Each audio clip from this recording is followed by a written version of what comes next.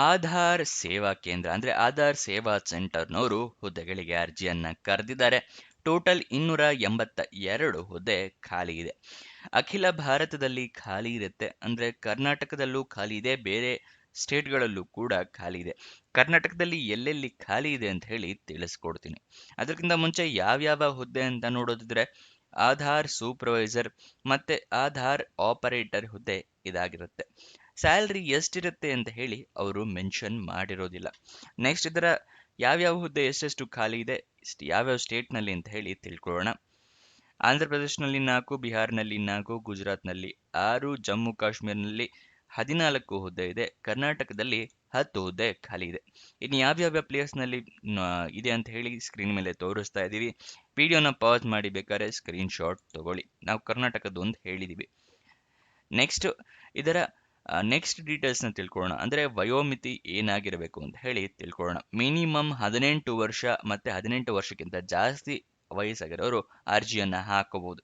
ಯಾವುದೇ ಜಾಬಿಗಾದ್ರೂ ಮಿನಿಮಮ್ 18 ವರ್ಷ ಕಡ್ಡಾಯ ಆಗಿರುತ್ತೆ. ನೆಕ್ಸ್ಟ್ ವಯೋಮಿತಿಯ ಸಡಿಲಿಕೆಯನ್ನ ಅವರು ಕೊಟ್ಟಿರೋದಿಲ್ಲ. ನೆಕ್ಸ್ಟ್ ಅರ್ಜಿ ಶುಲ್ಕವನ್ನ ತಿಳ್ಕೊಳ್ಳೋದಿದ್ರೆ ಯಾವುದೇ ರೀತಿಯ ಅರ್ಜಿ ಶುಲ್ಕ ಕೂಡ ಇರೋದಿಲ್ಲ. ಎಲ್ಲರೂ ಕೂಡ ಉಚಿತವಾಗಿ ಅರ್ಜಿಯನ್ನ ಹಾಕಬಹುದು. ಈ ಜಾಬ್ನ ನಿಮ್ದಾಗಿಸ್ಕೊಳ್ಬಹುದು. ನೆಕ್ಸ್ಟ್ ಸೆಲೆಕ್ಷನ್ ಪ್ರೋಸೆಸ್ನ ನೋಡೋದಾದ್ರೆ ಯಾವುದೇ ರೀತಿಯ ಪರೀಕ್ಷೆ ಇರೋದಿಲ್ಲ.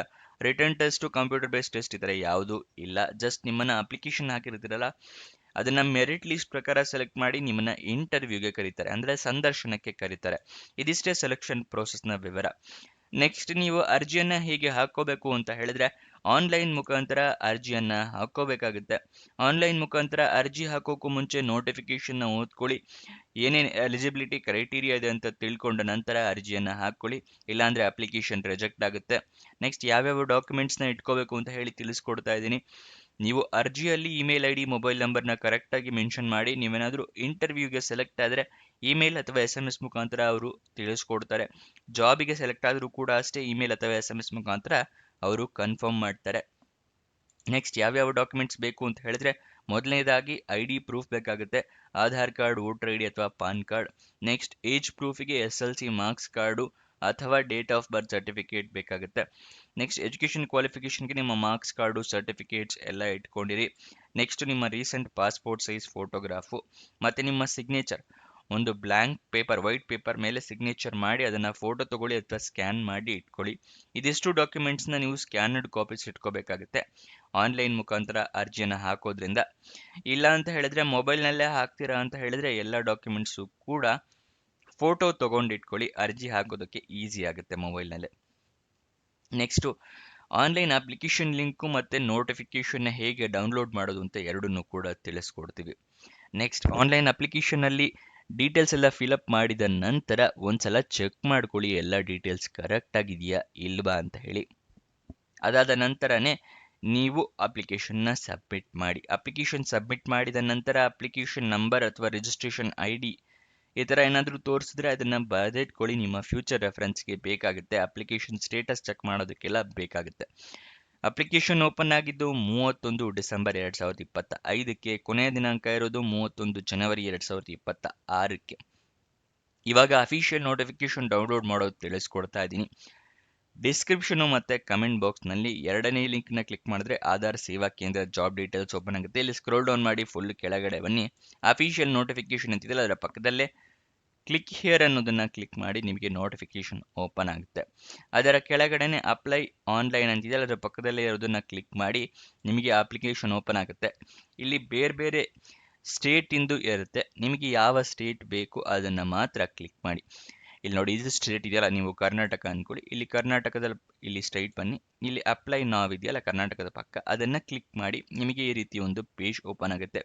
ಕರ್ನಾಟಕದಲ್ಲಿ ಯಾವ್ಯಾವ ಪ್ಲೇಸ್ನಲ್ಲಿ ಖಾಲಿ ಇದೆ ಅಂತ ಕೂಡ ಇದೆ, ಅದನ್ನು ತಿಳಿಸ್ತಾ ಇದ್ದೀನಿ. ಬೆಂಗಳೂರು ರೂರಲ್ಲು, ಚಾಮರಾಜನಗರ, ಹಾವೇರಿ, ಕೋಲಾರ, ಮಂಡ್ಯ, ಉಡುಪಿ, ಬಾಗಲಕೋಟೆ, ವಿಜಯಪುರ, ಕಲಬುರಗಿ, ಬೆಳಗಾವಿ ಇಷ್ಟು ಪ್ರದೇಶಗಳಲ್ಲಿ ಕರ್ನಾಟಕದಲ್ಲಿ ಹುದ್ದೆಗಳು ಖಾಲಿ ಇದೆ.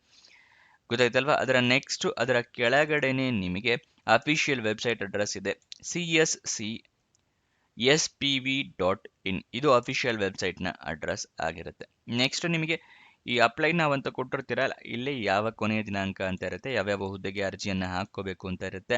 ನೆಕ್ಸ್ಟ್ ಏನು ಎಜುಕೇಷನ್ ಕ್ವಾಲಿಫಿಕೇಷನ್ ಮಾಡಿರಬೇಕು ಅಂತ ಹೇಳಿ ಕೂಡ ಇದೆ. ಮಿನಿಮಮ್ 18 ವರ್ಷ ಆಗಿರಬೇಕು. ಮತ್ತು ನೆಕ್ಸ್ಟ್ ನೀವು 12th ಪಾಸ್ ಆಗಿರಬೇಕಾಗುತ್ತೆ, ಅಥವಾ ಮೆಟ್ರಿಕ್ಯುಲೇಷನ್ ಪ್ಲಸ್ 2 ಇಯರ್ಸ್ ITI ಮಾಡಿರ್ಬೇಕಾಗುತ್ತೆ. ಅಂದರೆ 10th ಪ್ಲಸ್ 2 ವರ್ಷ ITI ಮಾಡಿದವರು ಕೂಡ ಅರ್ಜಿಯನ್ನು ಹಾಕೋಬಹುದು, ಅಥವಾ SLC ಪಾಸ್ ಆಗಿ 3 ವರ್ಷ ಡಿಪ್ಲೊಮೊ ಮಾಡಿದವರು ಕೂಡ ಅರ್ಜಿಯನ್ನು ಹಾಕೋಬಹುದು. ಗೊತ್ತಾಯ್ತಲ್ವಾ?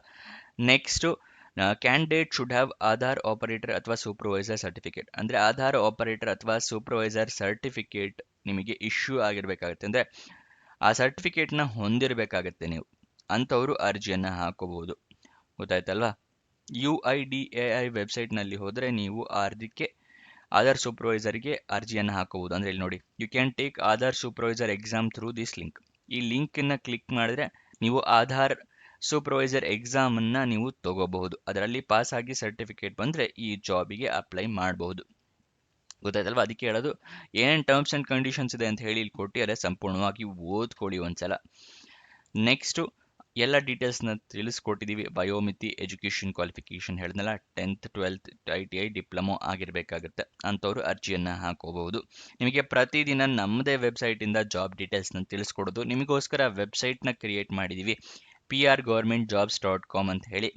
ಡಿಸ್ಕ್ರಿಪ್ಷನು ಮತ್ತು ಕಮೆಂಟ್ ಬಾಕ್ಸ್ನಲ್ಲಿ ಮೊದಲನೇ ಲಿಂಕ್ ಆಗಿರುತ್ತೆ, ಅದನ್ನು ಸದುಪಯೋಗ ಪಡಿಸ್ಕೊಳ್ಳಿ.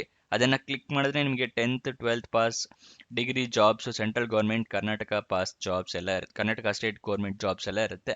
ಯಾವ್ದು ಸೂಟಬಲ್ ಆಗುತ್ತೆ ಅದಕ್ಕೆ ಅಪ್ಲೈ ಮಾಡಿ. ನೆಕ್ಸ್ಟ್ ಸ್ಕ್ರೋಲ್ ಡೌನ್ ಮಾಡಿ ಕೆಳಗಡೆ ಬಂದರೆ ನಿಮಗೆ ವಾಟ್ಸಪ್ ಮತ್ತು ಟೆಲಿಗ್ರಾಮ್ ಚಾನಲ್ನ ಲಿಂಕ್ ಕೂಡ ಇದೆ, ವೆಬ್ಸೈಟ್ನಲ್ಲಿ ಕೊಟ್ಟಿದ್ದೀವಿ. ಇದನ್ನು ಕ್ಲಿಕ್ ಮಾಡಿ ಟೆಲಿಗ್ರಾಮ್ ಮತ್ತು ವಾಟ್ಸಪ್ನ ಜಾಯ್ನ್ ಆಗಿ. ಪ್ರತಿದಿನ ಲಿಂಕ್ನ ನಿಮಗೆ ಪ್ರೊವೈಡ್ ಮಾಡ್ತೀವಿ. ಇದರ ಲಿಂಕು ನಿಮಗೆ ಡಿಸ್ಕ್ರಿಪ್ಷನಲ್ಲೂ ಕೂಡ ಕೊಟ್ಟಿದ್ದೀವಿ.